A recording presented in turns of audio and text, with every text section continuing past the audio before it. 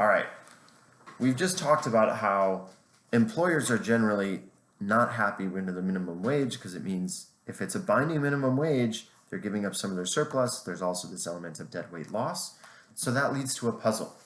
There have been some announcements recently, Hobby Lobby, Amazon, different companies saying we are going to hire workers and pay all of our workers at least X dollars, $15 an hour, $16 an hour, things that are above, well above the $7.25 federal minimum wage, above state and local minimum wages in almost all jurisdictions.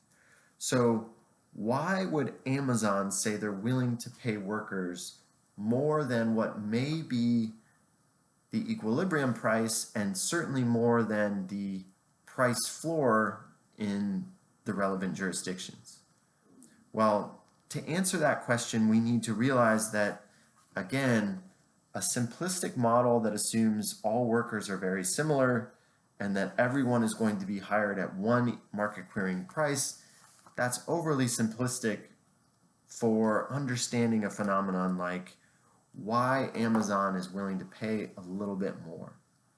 So there's an idea called efficiency wages. And this idea is that if I pay my workers a little bit more than I would have to, those workers are going to want to stay at the company. So I'm going to have a lot lower turnover, which means I'm going to have a lot less training that I have to do if I'm paying workers a little bit extra. I'm giving them a little bonus, right? And that bonus is going to motivate them to want to stay with me as a good employer, and they're going to actually want to work a little harder, a little extra, be a little more productive. Why? Because they want to keep that job that pays a little more than most of the others do. And so that idea is a simplification still, but largely why a company like Amazon might say, hey, we're going to pay everyone at least 15 bucks an hour, even if that's way above minimum wage, even if we could hire workers for less, we're going to pay them a little bonus to sign on with us because then we won't have as much turnover. When the pandemic opens, we won't be scrambling to fill a bunch of vacancies when people leave for other opportunities because they'll want to stay because we're paying this little extra bonus. So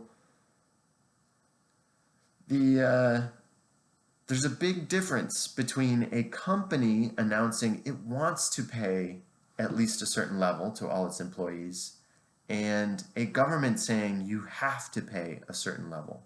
So economists tend to point to the deadweight loss issue when it comes to minimum wages that are binding and say, listen, we're losing out on the efficient outcome here. We're losing out on surplus that could be going to both companies and workers.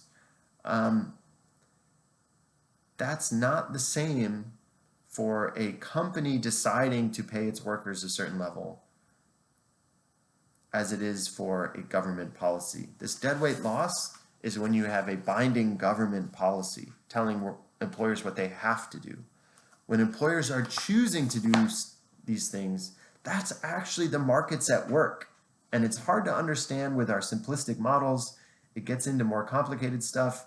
Take a labor economics class and you get to study things like efficiency wages and better understand why employers might do that sort of thing.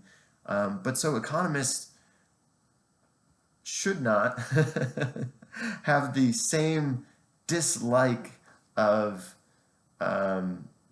companies offering what people often refer to as minimum wages. So a minimum wage at Amazon or at Hobby Lobby or at other big employers, that's not the same as a government saying that those employers have to pay the workers a high amount.